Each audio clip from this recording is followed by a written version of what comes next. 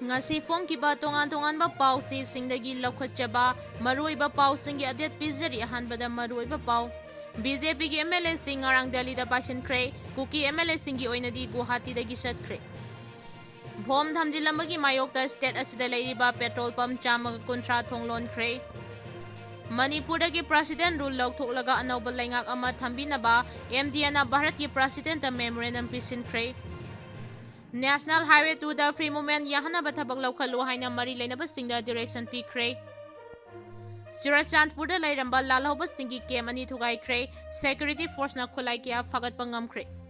Athubada Aadhaar copy sing sijinaba ban tauragani UIDAI na QR based verification chanahanaba thaurang tawkhre.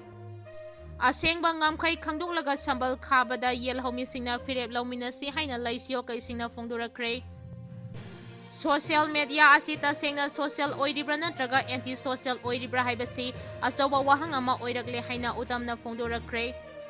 Kumjali singaniga kuntareta mikok thinaba warip laukhre. Football gi icon Lionel Messi India da thunglabada fencing na harauna okre. Messi ga photo naminaba kusominaba pambasingi oina hana lupa laktara pihalli. Western Rakhine State ki Mark U Hospital da military junta gi aircraft da Hatkhib Micham rebel ngakta Micham na haina junta na phongdorakre. Jennings ki MRI machine matam kuina yadaduna leibadagi layengba lakdiba anaba stingning kaina hanakre. Hautik pau sandongna pizari. BJP ki MLA sing ngarang Delhi da Pysinkhre, Kuki MLA singi oinadi Guwahati dagi satkhre. Ngasi December 13 asida Bharat ki konung Delhi da Bharatiya Janata Party BJP gi oiba maru oiba mifam ama pangthokadaba asida songsoi choidana Manipur gi BJP MLA sing saruk yadaba yade haina BJP gi center gi lusingba singna khangalakpadagi Manipur gi BJP MLA ayamba ngarang Delhi gi damak Imphal thadokkhre. Amaromda Kuki BJP MLA singi oinadi Guwahati airport gi Delhi da ngarang Pysinkhre haidi. Ngarang nungtil pung 1:05 gi Indigo flight amade nungtil pung 3:05 gi Air India Express ki flight anida BJP ki MLA singasti Delhi gi damak Imphal thadokhibani haidi. Churachandpur da lairamba lalhoba singi kem ani thugaikhre security force na khulai kaya fagatpa ngamkhre. Security force na Khugadam area da operation chathabada lalhoba singi kem ani thugaikhre aduga yamlaba nongmai maru amadi pokhaiba machak sting fagatpa ngamkhre haina official oiba pau amana phongdoragli.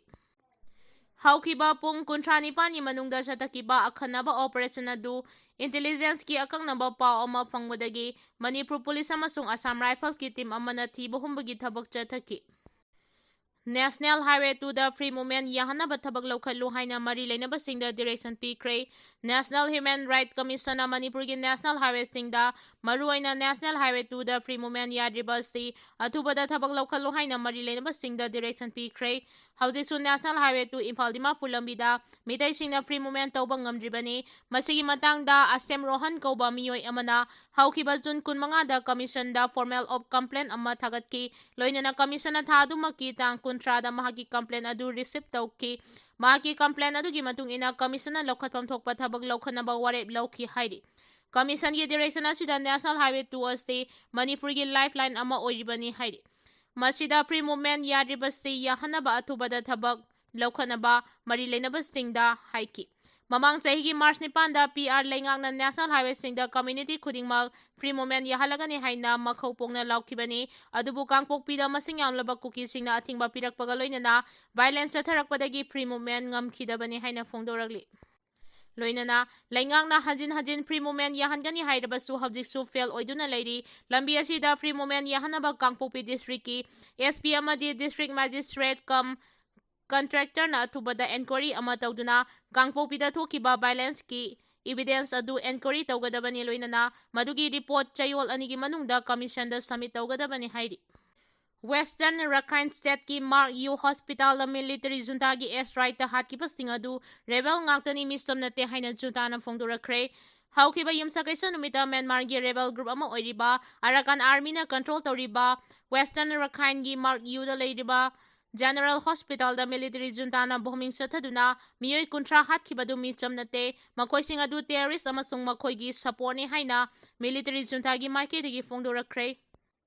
Military junta gi maikidagi makhatana phongdokhibada hairiba hospital adu Arakan Army amasung PDF ki terrorist singna makoigi base area oina sijinabadagi airstrike adu chathakhibani hairi. Adubu Arakan Army gi maikidagi military junta gi wafam aduda yamna kana yaningdaba phongdorakhre. Military junta gi airstrike aduda hospital aduda leiba miyoi 13 siki aduga Humputara tarukna asopa nangki. Asiba masung asopasing adu misam ngaktani hairi. Manipur dagi President rule lautolaga anauba lengak ama thambinaba MDA na Bharat ki President memorandum Pysinkhre haina Tombina phongdorakhre. Manipur dagi President rule lautoktuna popular government ama sembada ayaba pibinaba ngarang Manipur Democratic Alliance MDA na Manipur government ki khutangda India ki President memorandum Pysinkhre. Hiramasiga mari lainana ngarang Imphal gi Babupura da laiba Siva Sena office ta pangthokiba paugi mifam amada Siva Sena Manipur gi president su oiriba MDA gi convener Tombina hai Manipur da president rule thamkiba sti lamdamasida tangdu leitaba hanjilaknabagi damak center na thamlakhibani haina lawi adubo hauji lamdamasida tapna tangdu leitaba hanjilaklabanina president rule asi lauthoktuna miyangi oiba popular government ama thamba matam oire haina MDA na lawi haiki. Kumja lisingani kuntareta mikok thinaba warep laukhre. Kumja lisingani kuntareta mikok thibagi thabak paikhanaba Union Cabinet na warep laukhre. Lupa crore lising taramathoiga chatret ka taranipan changna mikok thibagi thabak paikhanabagi matangda Union Cabinet na ayaba pikhibani. Prime Minister Narendra Modi na mayai tangba laukduna lakhiba Union Cabinet ki mifam loiraba matungda Information and Broadcasting Minister Asbini Baisnapna paumisingda haiki COVID-19 gi laichatna maram oiraga kumja lising ani kunmathoida pangthokadaba mikok thibagi thabak yeithoktuna lakhibani kumja lising ani kuntareta pangthoklagani leibak asigi tongan mafamda enumerator lakh 13 romna mikok thibagi thabak paikhatkani hairi. Tangkak ani thongna pangthokadauriba census ki ahanba tangkakta kumja lising ani kuntaruk ki April dagi September fauba yum masing thigani kumja lising ani kuntaret ki February dagina mikok masing thigani. Ladakh, Jammu and Kashmir, Himachal Pradesh amasung Uttarakhand gi oinadi kumja lising ani kuntaruk ki September da matam ngankhatna mikok thibagi thabak paikhatkani hairi. Football gi icon Lionel Messi India da thunglabada fansing na haraun okre Messi ga photo naminaba khutchokminaba pambasingi oina hana lupa lakh tara pihali. Football gi masana da malem sinba thungna maming leiraba Lionel Messi India da thunglabada mahakpu pamjaba miyoi kayana harauba phongdokre. Argentina gi football superstar aduga hakthengnana unabagi khudongchaba launingbasinggi lupa lakh tara gi oiba package ama lauthoki lupa lakh tara piba Premium pass paiba miyoi singna Messi ga khusongnaba photo naminaduna amasung jamin thakminabagi khudongchaba phangani hairi. Loinana lupa lakh tara piba ticket kaklaga Messi ga hakthengnana unabagi khudongchaba phangangadoribase Mumbai amasung Delhi khaktani hairi. Bom thamjilambagi mayokta state asida leiriba petrol pump chamaga kuntra thonglonkhre ka henba mawongda senkhai thungkai chatharakbaga loinana bom thamjinduna akitu jungba pohalakpagi thawong yaningdaba phongdoktuna Manipur gi tongan mamafamda leiriba petrol pump chamaga kuntra thonglonkhre IOCL BPCL HPCL amadi Nayara energy dealers singna punsilaga semba Manipur Petroleum dealers Franitini changchilakpa khongjangi saruk ama oina petrol pump sing thonglon kibani. Social media asi tasengna social oiribra natraga anti social oiribra haibasi achawa wahang ama oirakle haina utamna phongdorakhre.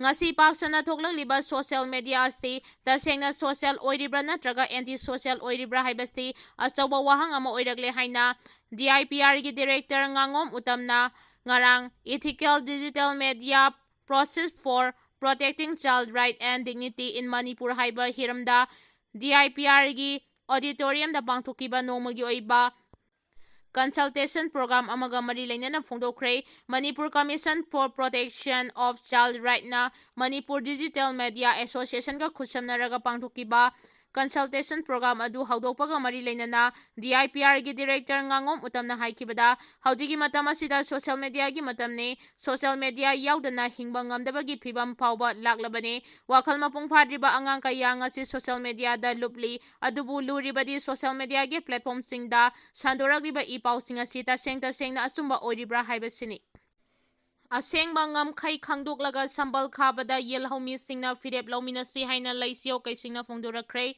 Indo-Myanmar border gi fencing khabagi thabak asi state asida thokliba irang astigi sentiment yenglaga thabak tawhangumsi Madugi mahuta fencing asi lamdam asigi asengba area adu khangdoklaga fencing tawhanbada lamdam asida leiriba yellow puruk khudimangna amatoina firep lauminasi haina Pungyar East-gi MLA laisio kaisingna appeal tawragli Athubada Aadhaar copy sing sijinaba ban tawragani UIDAI na QR based verification chatnahanaba thawrang tawkhre Unique Identification Authority of India UIDAI na Aadhaar photocopy sing sijinaba ban tawnaba thawrang lokhatkre Aadhaar photocopy sing sijinabagi mahuta secure oiba digital verification QR code ki khuthangda amasung Aadhaar apps oina sijinaragani hairi UIDAI gi thawrang asi paperless system da Aadhaar verification asi safety oina chanahanba yanabagi damaktani hairi loinana agency singi pawi matung ina India gi citizen sing